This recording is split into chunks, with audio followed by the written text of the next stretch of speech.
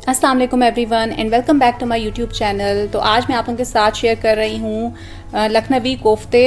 अच्छा, ये इतना खूब खुशबूदार, जायकेदार और नरम मुलायम कोफ्ते बनकर तैयार होते हैं। इतनी ज़बरदस्त ये रेसिपी है कि एक बार अगर आपने ट्राई की ना तो आप हमेशा इसी रेसिपी को फॉलो करेंगे।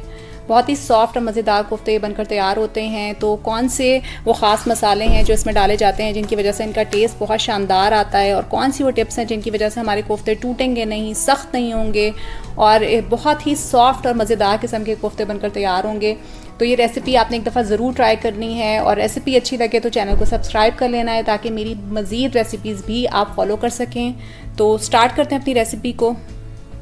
सबसे पहले हमने इन कोफ्तों का ख़ास मसाला तैयार करना है, जिसके लिए मैंने ली है चने की दाल हल्की सी भुनी हुई, और इसमें शामिल किए हैं खड़े मसाले और खसखस डाल के इसका बारीक सा पाउडर बना लेना है। और नेक्स्ट स्टेप में हमने इस तरह से गोश्त लेना है, छोटी छोटी बोटियाँ, और इसमें हमने सारी प्याज, लहसुन और अदरक डाल के और चॉपर में चॉप कर लेना है। गोश्त का ख्याल करना है कि ये चर्बी के बगैर हो गोश्त।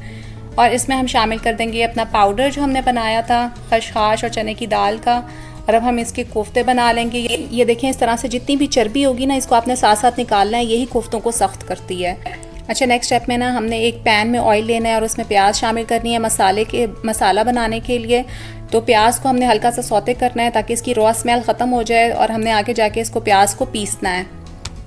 प्याज को फ्राई करके हम निकाल लेंगे, और उसी ऑयल में हमने कोफ्तों को 1 से 2 मिनट के लिए कलर आने तक फ्राई करना है और उनको भी निकाल लेना है। अब जो प्याज हमने फ्राई करके निकाली थी उसमें टमाटर और हरी मिर्चें, लहसुन और अदरक डाल के मैंने एक पेस्ट सा बना लिया था, और उसको हमने पैन में डाल के अच्छी तरह भुनाई करनी है पहले मसाले की। और फिर उस जाएंगे कुछ मसाले जिसमें मैंने ली थी कश्मीरी लाल मिर्च, हल्दी, ज़ीरा और धनिया पाउडर और लाल मिर्च कुटी हुई। और खुशबूदार ग्रेवी के लिए हमने शामिल किए हैं कुछ खड़े मसाले जिसमें मैंने ली थी दालचीनी, छोटी इलायची और लौंग। इसमें कोफ्ते शामिल कर लें। अब कोफ्तों को हम ढककर 5 मिनट के लिए पकाएंगे ताकि अच्छे से ये अंदर से कुक हो जाएं।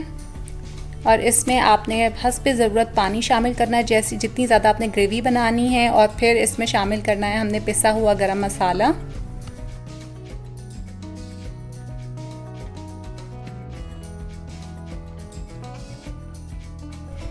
हरी मिर्चों और हरा धनिया से गार्निश करेंगे। और ये मज़ेदार से लखनवी कोफ्ते हमारे रेडी हैं।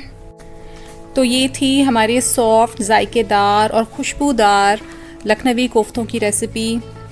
ज़रूर ट्राई कीजिएगा और अपना फ़ीडबैक भी दीजिएगा। सारी टिप्स को फॉलो करेंगे, रेसिपी को फॉलो करेंगे तो इंशाल्लाह आपकी बिल्कुल परफेक्ट रेसिपी बनकर तैयार होगी। और इतने सॉफ्ट ये कोफ्ते बनते हैं कि अगर एक बार आपने ये रेसिपी ट्राई की तो ये बार बार आप बनाना चाहेंगे, और फ्यूचर के लिए भी आप ये रेसिपी सेव कर सकते हैं। ये देखें, आप आइडिया कर सकते हैं इनकी सॉफ्टनेस का, और टेस्ट में भी बहुत आला ये बनते हैं।